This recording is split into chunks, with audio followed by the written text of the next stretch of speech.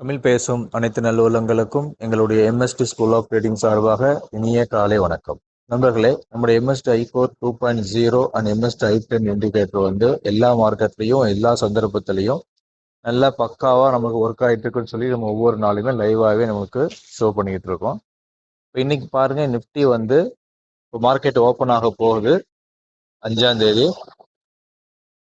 இப்போ market open ஆனோட நமக்கு தெரியும், கீழே 2 லைன் ஃபார்ம் ஆகும், மேலே 2 லைன் ஃபார்ம் ஆகும். கீழே ஃபார்ம் ஆகுற அந்த லைனுக்கு பேரு டிமாண்ட் ஜோன் இல்லைன்னா சப்போர்ட். மேலே ஃபார்ம் ஆகிற 2 லைனுக்கு பேரு சப்ளை ஜோன் இல்லாட்டி ரெசிஸ்டன்ஸ் ஜோன். இப்போ மார்க்கெட் ஓப்பன் ஆகி ஒன்று கீழேருந்து மேலே போகும், இல்லை கீழேருந்து கீழே வரும். அதாவது மிட் பாயிண்ட்லேயே இல்லை சப்போர்ட் ஜோனுக்கிட்டேயே ஓப்பன் ஆகும். ஓப்பன் ஆன உடனே ஒன்று கீழ் நோக்கி மார்க்கெட் வரும், இல்லை மேல் நோக்கி மார்க்கெட் போகும். ஓகேங்களா? இப்போ கீழேருந்து மேலே போகும்போது நம்மளுடைய ரெசிஸ்டன்ஸ் ஜோன் இருக்கும், மிட் பாயிண்ட்லேருந்து கீழே வரும்போது நம்மளுடைய டிமாண்ட் ஜோன் இருக்கும், சப்போர்ட் ஜோன் இருக்கும். இப்போ அதுக்கிட்ட டச் பண்ணும்போது நம்ம இமீடியட்டாகவே பையோ செல்லோ எடுக்கலாம்.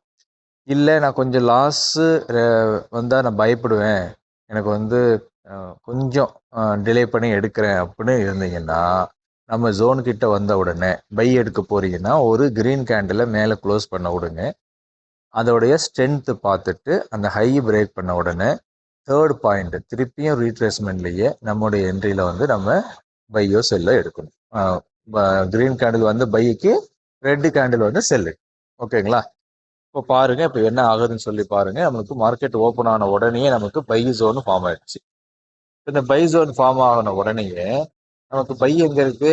26,263.99 இருக்கு. லோவை பாருங்க, 26,263.60.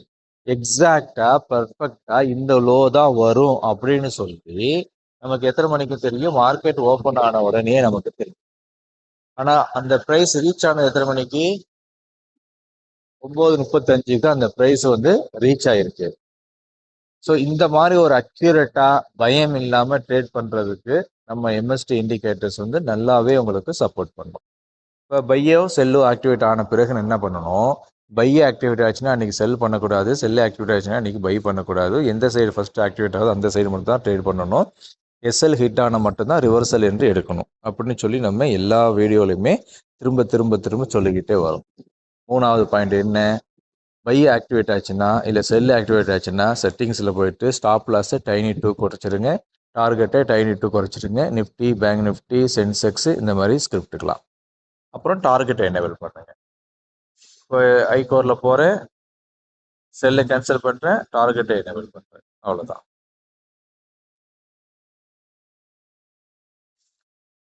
லோட் ஆகிட்டு இருக்கு.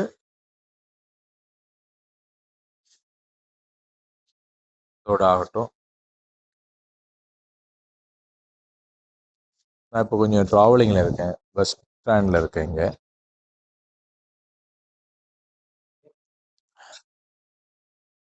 பை ஓகே ஆயிடுச்சா?